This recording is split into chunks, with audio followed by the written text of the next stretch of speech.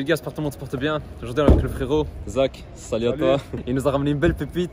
Et la vérité, juste ceux qui connaissent un peu les convois du roi marocain, etc., qui ont vu à la télé, tout ça, c'est la même voiture. D'ailleurs, il y a une vraie histoire derrière cette voiture que tu m'as raconté d'ailleurs. Je vais vous montrer directement les gars, comme ça peut-être vous pouvez imaginer un peu le truc. Donc c'est l'équivalent de la classe S actuelle en gros. Exactement, c'est la classe S 320. Ouais. Donc c'est un 3 litres 2, un moteur atmosphérique. Donc, ouais. Il y a plus ou moins 280 chevaux. Elle pèse plus de 2 tonnes 5. Parce qu'elle est blindée celle-là en plus. Voilà, hein. Exactement. Donc voilà. Et le blindage déjà, là tantôt j'ai vu, c'est les phares. Les gars, je pense que, enfin vous l'entendez, normalement ça sonne creux comme ça. Mais est-ce qu'il y a les pare-chocs, il y a les vitres et tout? Il y a juste les vitres. Ouais.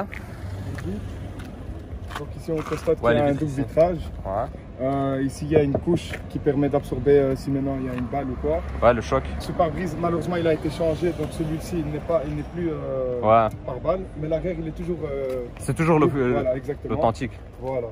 Donc même au niveau de la tôle il y a une couche qui permet d'absorber. Ici en haut. Ouais, exactement. Là. Ça c'est dingue hein. Ouais, franchement c'est un double vitrage et franchement on n'entend aucun bruit extérieur. Ouais, déjà pour arriver jusqu'à ici, je sentais. Les gars, c'est un confort incroyable. Hein. Vous n'êtes pas prêts, j'étais choqué, surtout le tournant quand tu as tourné. Mais tu m'as expliqué avec les 4. Donc cette voiture elle comporte 4 bras de suspension. Ouais. Donc de chaque côté.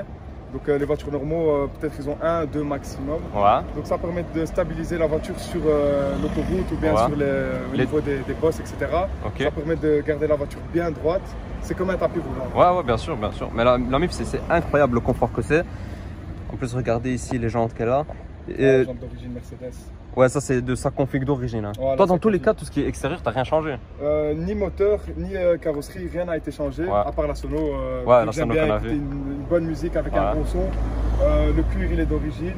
Le moteur, rien n'a été changé. Modifié. Voilà, donc les plaquettes, etc., c'est dû à l'usure. Malheureusement, je ne peux pas les garder plus de 30 ans. Ouais, non, c'est sûr, c'est sûr. Et pour savoir, j'ai dû changer les bras de suspension de cette voiture après 30 ans. Donc on constate bien qu'avant, c'était des ingénieurs qui faisaient les pièces pour du long terme. Ils ne pensaient pas juste sur le court terme. Donc c'est ça qui était incroyable. Malheureusement, maintenant, on rentre dans un monde où...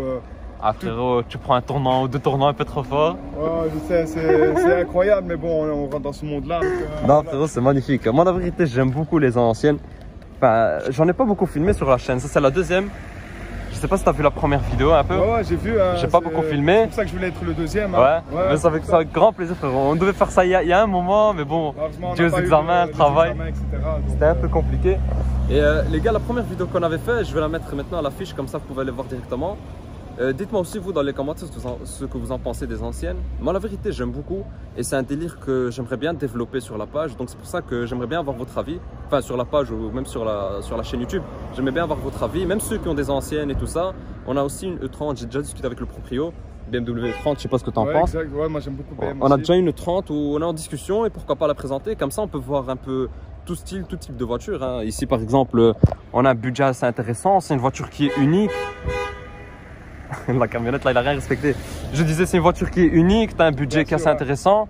La conso je pense c'est un peu compliqué. Malheureusement elle consomme, mais si je pars du principe que je paye aussi un confort quand je roule avec, c'est un plaisir. Donc c'est pas une voiture tous les jours, je roule pas tous les jours avec.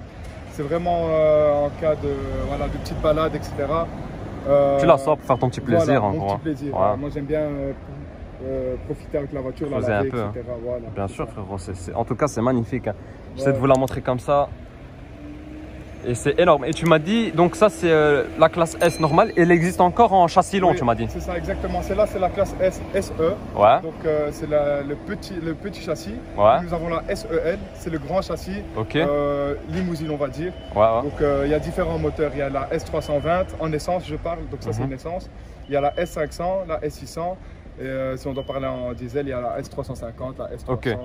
Ça c'est la S320 ça. 320. Et ça développe combien de chevaux?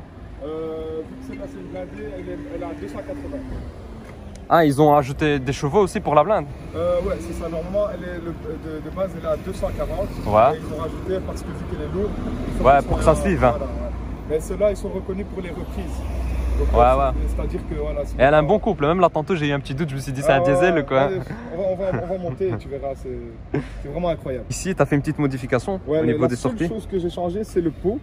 Donc j'ai mis un pot car de base c'était juste le pare-choc, on voyait pas le pot. J'ai mis un spécial, c'est un garage agréé. Je ramène pas la voiture chez n'importe qui. Voilà, j'ai mis un pot et ça donne vraiment un bruit d'origine. Ouais, bonne sonorité, c'est ni trop ni pas assez, tu vois. Ni trop, voilà, c'est ça qui est bien. La vérité, ça reste un peu dans le jus de la voiture. Hein. Voilà, c'est ça, il est bien marié avec le pare-choc, c'est ça qui est... Donc là, juste ouvrir le coffre, donc faut appuyer, c'est ça? C'est ça, ouais, tu peux appuyer. Et alors, tu as le petit mécanisme qui sort. Pour vous dire, les gars, il y a encore des automatismes de l'époque. C'est quelle année celle-ci? Celle-là, c'est une 92. De 92 pour vous dire. Hein. Donc le coffre ici, bon toi tu as jeté le petit caisson là pour avoir ta petite musique. Donc, ici j'ai le petit matériel nettoyage, c'est très important. Toujours être accompagné de l'huile. De l'huile, ouais, ça boit ça. 5W30. Ouais, il faut en mettre, hein. C'est des anciens moteurs.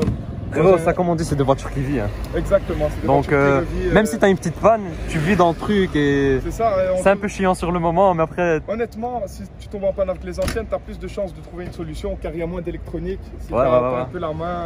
c'est plus de la mécanique pure. Hein. Exactement. Et ici, on a deux antennes. Ouais, donc il y en a une là. Ça quand je fais la marche arrière. Et une là. Si tu veux que je les montre? Vas-y, fais. Vous voyez là le démarrage un peu. C'est pas trop fort. Ah, voyez un peu comment ça sort.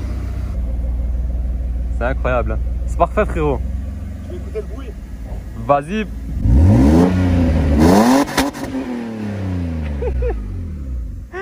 La famille, je m'attendais pas du tout à ça. Je m'attendais pas du tout à ça, frérot. Ah, c'est ça. Ça c'est un truc qui choque directement. Hein. C'est la petite surprise, ça. Ouais, ça c'était la petite surprise que je voulais te faire. Hein. Je vais vous montrer l'intérieur, les gars. Donc voilà un peu comment ça se présente. Ici, on constate bien que c'était des finitions boisées. Ouais. C'était le charme de Mercedes. Une config classe hein, en vérité. Voilà, c'est ça. Hein. T'as le full cuir, hein, le cuir là. Ouais, c'est le cuir full. Hein. Là. Ici, t'as un peu de tissu. Ouais, tissu. Je sais pas comment vous dire, un peu l'alcantara de l'époque, on dirait. Voilà.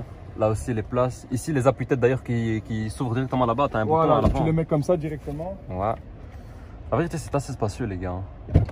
Le ciel de toi aussi qui est en Alcantara. Donc ici tu mets des petits coussins pour les passagers, comme ça ils sont bien assis. Bien installés. Et ici tu as un bouton qui permet de monter le truc derrière.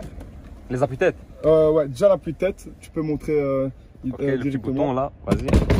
Voilà, ah ouais, ça couche direct. Et puis on a ce système ici qui permet de faire... Ah ouais, pour le... Ouais, je vois. Voilà, ouais, j'avais les rideaux au niveau des portières, mais je les ai enlevés parce qu'ils étaient cassés. Ouais. Donc j'attends de commander des nouveaux pour les... C'est magnifique, frérot. Et la portière arrière aussi est blindée, hein? Ouais, elle est blindée. Déjà, on le voit ici, hein. On voit qu'elle est quand même assez épaisse. Hein. Ouais, exactement. La famille, c'est un vrai délire. Hein. Et j'aime beaucoup un peu la config.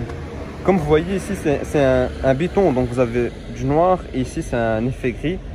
Avec ici la petite baguette là en chrome. Ici aussi que ça continue. Ici, ça fait un peu les rappels des... Tout ça, c'est d'origine. Hein. Ouais, c'est ça. Ça fait un peu le rappel, tu vois, des Maybach actuels. Ouais, ils ont la même chose. Ouais, ils sont inspirés de ce modèle. Hein. C'est magnifique, frérot. Donc, c'est pas le moteur. Ah ouais, un gros bloc hein, quand même. Désolé, je ne l'ai pas nettoyé, mais on voit très bien que c'est un moteur d'origine Mercedes. On m'a déjà proposé plusieurs fois de mettre un turbo qui permet de gagner encore en vitesse, en puissance. Tu montes fort. Mais voilà, je voulais la garder d'origine. Non frérot, laisse ça comme ça. Voilà, ouais, c'est... Surtout que, mine de rien, beaucoup de kilomètres et elle roule vraiment très bien. Exactement, ouais. Elle a actuellement plus de 350 000 km. C'est dingue les gars, 350 000, regarde, la peinture est d'origine. La peinture est d'origine. Ici ça brille toujours, frérot, ça n'a rien à voir avec les voitures actuelles. Hein. À cette époque, ils ont fait 7 couches de peinture. Ouais. Donc, cette couche, c'est pour ça qu'ils permettent de garder une certaine qualité. Ouais, et les voitures actuelles, je pense qu'il y a 2 à 3 couches, si je ne dis pas de conneries. Ouais. Si vous avez plus d'informations, les gars, n'hésitez pas à nous dire. Moi, ce que j'aime bien chez Mercedes, c'était ce capot qui s'ouvrait à 90 degrés par rapport au moteur. Donc, là aussi, il s'ouvre. Ouais, je peux le faire, mais vu que tu tiens le téléphone, etc. T'inquiète. Donc, voilà, ouais, mais ça c'est plutôt. Mais je vois. Même sur plusieurs anciennes Mercedes, hein, c'est pour que tu puisses bien travailler dedans et tout ça, non? Tu l'ouvres tranquillement. Tu es à l'aise, parce que ici avec la tête. Ouais, non, bien sûr. Avec la calandre là, c'est sûr. Un peu bébête, quoi. Allez, frérot, c'est parti, hein. On va y aller. Et la mif, c'est incroyable. Hein. Montrer un peu l'épaisseur de la porte, c'est insolent. Hein. Ici aussi, vous avez le petit Mercedes-Benz. Ah, les gars, on a vraiment pris le temps de tout expliquer parce que ce genre de voiture, il y a beaucoup de choses à dire et il ne faut pas les bâcler en fait. Et on n'est qu'à la moitié, même pas. Au tiers, je dirais. Voilà, hop. Ici aussi c'est pareil, donc vous avez de la boiserie. Ouais, là, la belle console centrale en bois. Ici vous avez la coudoir. Et honnêtement les gars, c'est très grand. Je vais mettre en grand angle comme ça vous voyez bien. C'est hyper grand. Hein. Ici vous avez les sièges donc réglables électriques. Hein. Donc vous pouvez tout régler. Et honnêtement pour l'époque c'est incroyable. Hein. C'est une boîte automatique donc comme les nouvelles, hein, il y a le R de marche arrière, neutre, D. Et ici il y a le système spécial ça honnêtement voiture manuelle. Moi, honnêtement, ça c'est un vrai jouet pour moi parce que la reprise elle est incroyable. C'est comme si elle était en mode sport. Ouais. Mais c'est quoi, par exemple, tu mets la 2, puis après tu mets toi-même la 3 et la 4. Voilà, c'est ça. Donc par exemple, là je suis en D normal. Ouais. Si je veux la mettre en D, moi on m'a parlé que c'était un système pour la neige, etc. Il y a un système électrique au niveau. Ah, ok, je vois. Peut-être elle a plus de couple et elle part pas. Voilà, elle tient bien, elle reste stable. Et regardez un peu, les gars, c'est comme très spacieux. Hein. Pourtant, toi, t'es fort reculé, moi, c'est pareil. Hein. Ouais, moi, je suis là, plus d'un mètre 90, donc. C'est spacieux, vous avez ici le toit ouvrant aussi, ici le haut, donc en Alcantara. C'est magnifique, frérot. Ouais, franchement, top. Hein. Et c'est quoi, ça, c'est un 4 roues motrices ou c'est une propulsion? C'est juste une propulsion. Ok, une propulsion. Quand il pleut, c'est un petit jeu. Hein, ouais. Ouais, c'est assez chouette, mais il faut faire attention parce que c'est très trompeur. Hein. Ouais, regarde, là, on monte dans les tours minutes. Ouais, ça monte là. Donc si je vais accélérer. Après, c'est couplé. Hein. Ah ouais, c'est très nerveux. Hein. Mais moi, ce qui me choque, c'est que les gars, c'est plus de 350 000 km. Elle a une reprise de. J'ai pas envie de vous comparer à une voiture actuelle parce que c'est pas le même délire, mais c'est une reprise, les gars, très respectable. C'est une voiture de fou, hein. Dans un confort incroyable.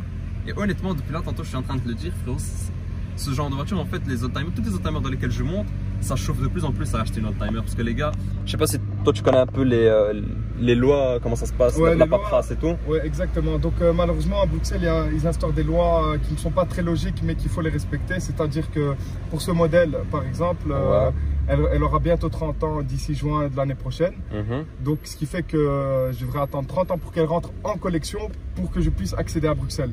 Vu que la norme euro, elle n'est pas déclarée dans le contrôle technique, elle n'a pas d'euro. Ouais, c'est une voiture collection en gros. Il y a une barre. Normalement, les modèles que j'ai vus, c'était euro 2 la même année. Mais chez moi, c'est pas marqué.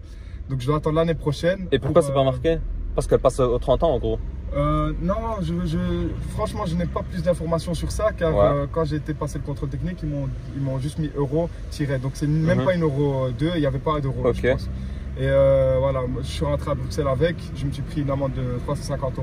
C'est une amende administrative qui me permet de rouler pendant 3 mois à Bruxelles. C'est comme si je payais une taxe qui est comportée, qui est dans le... En gros, tu es rentré, tu payes la taxe et tu en profites pendant 3 mois. 3 mois, exactement. Ok, donc c'est juste l'inconvénient, c'est que tous les 3 mois, je dois payer 350 €. Mais voilà, je me suis fait avoir quoi. Mais là, c'est uniquement parce qu'elle n'a pas les 30 ans. Non, dès qu'elle aura 30 ans, normalement, s'ils ne changent pas les règles du jour au lendemain, je pourrais venir à Bruxelles sans problème. Rouler tranquillement. Voilà, sans souci. Et aussi, au niveau de la taxe, je ne paye pas de taxe parce que c'est une oldtimer. Et aussi, ce qui est bien, c'est que voulais-je dire, qu'au niveau de l'assurance, c'est très rentable. Si maintenant on a un bon bonus au niveau de l'assurance. Donc là, pour un 3 litres 2, 300 chevaux, à mon nom en tant que jeune producteur, j'ai payé plus de 800 € l'année pour un 3 litres 2, donc c'est très intéressant. Et c'est la seule chose que j'ai payée, à part l'essence, mais bon, ça c'est. Ok, normal, sinon mise en circulation, taxes et tout ça, ici tu m'as dit il n'y a pas. Je paye 35 € la mise en circulation. 35 €. Ok, par an. Ça me revient à 20 € par an. Donc je paye 20 € tous les ans. Donc la première taxe pour la première année c'est 35 €. Et après je paye 20 à 25 € maximum. Et dans tous les cas, bon ici dans tous les oldtimers, ça doit être dans ces alentours là. Hein. Voilà, toutes les oldtimers, c'est la règle des oldtimers. Ouais, c'est ça, tu payes pas beaucoup. Mais bon après voilà, parce que tu as la plaque. En gros c'est une voiture considérée comme une voiture de collection. Exactement. Et c'est là où ils ont fait ces avantages là et tout ça. Voilà. C'est magnifique. Hein. J'espère que la Belgique va pas nous priver de ce plaisir. Donc voilà, j'espère que cette règle va rester comme ça. Moi, ça ne me dérange pas pour l'instant. J'espère aussi. Franchement, je vais voir s'il y a une petite ligne droite, comme ça on sent bien les rapports. Moi, franchement, avec cette voiture, je roule très calme depuis que je l'ai. Mais c'est un autre mood, la vérité. Moi, depuis là, tantôt, frérot, je suis là, je suis couché, je t'écoute parler. C'est incroyable. Hein. Je dois te réveiller, je crois. C'est un vrai délire. Franchement, confort, ça, c'est top. Hein. Et la voiture devant elle siffle, je sais pas ce que. C'est pas moi, hein, c'est juste devant. Non, comme je te dis, gros, c'est une voiture qui vit, c'est comme ça. Voilà, c'est ça. Hein, franchement, moi je suis tombé amoureux, je suis un jeune. Elle est plus grande que moi, elle est plus âgée que moi. Et voilà, elle est vraiment incroyable. Moi, je me sens bien dedans. Ouais. Je roule à mon aise et ça me permet de plus ramener d'amende. Ouais, non, mais ça c'est complètement un autre mood. Et quoi, c'était dans ton délire, toi, d'acheter une ancienne ou Ben, du coup, moi, j'aimais bien les BM, moi, de base. J'aimais bien les 330i parce que j'aime bien un peu drifter, etc. J'aime bien un peu tout ce qui est glisse, etc. On est là, on est jeune, il faut qu'on... Voilà. Moi, je me suis dit, j'allais prendre une comme ça, une année 2011. Ouais. Je pense qu'il y a des connaisseurs. 330i en E92. Voilà, exactement. Ouais. Et puis, d'un coup, j'ai roulé avec. Depuis que j'ai le permis, j'ai dit à mon père, voilà, laisse-la moi. Parce que cette voiture, elle appartenait à mon père depuis sa sortie. Ouais, il y a une bonne histoire. Exactement. Sachant comment roule mon père, il n'y a pas... Il n'y a rien à dire. Hein, ouais, mais même, tu m'as dit, tous les entretiens, tout a été effectué chez Mercedes. Exactement, donc, chez Mercedes. Elle est plus que nette, là. Voilà, c'est ça. Hein. Mais même mon père, dites-vous que maintenant, quand je sors avec, il me demande de lui laisser la voiture. Car il kiffe rouler avec. Hein. Il a une série 7 assez récente et il me dit le confort n'est pas le même du tout. Hein. Non, c'est un autre confort. Ici, on fait une petite démonstration. Vas-y, hein.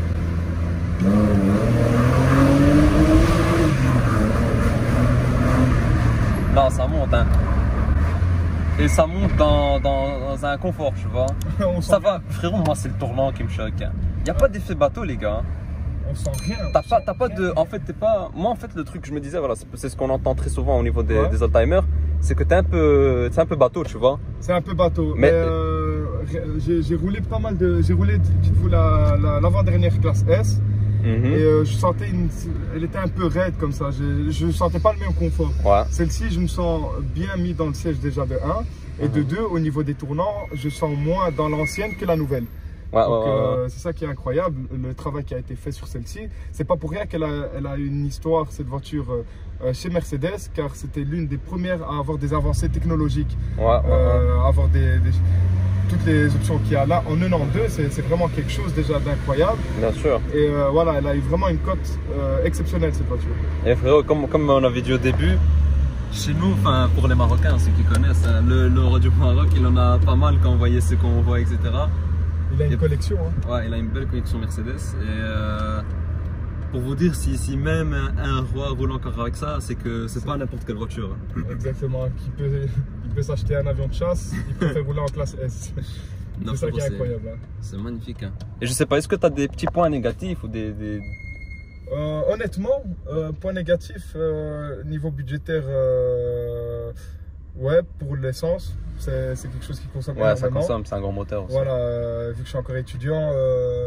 c'est des choses à prendre en compte. Voilà, c'est des choses à prendre en compte. Je ne roule pas tout le temps avec, mais quand je sors, voilà, je sais que je mets un budget pour l'essence.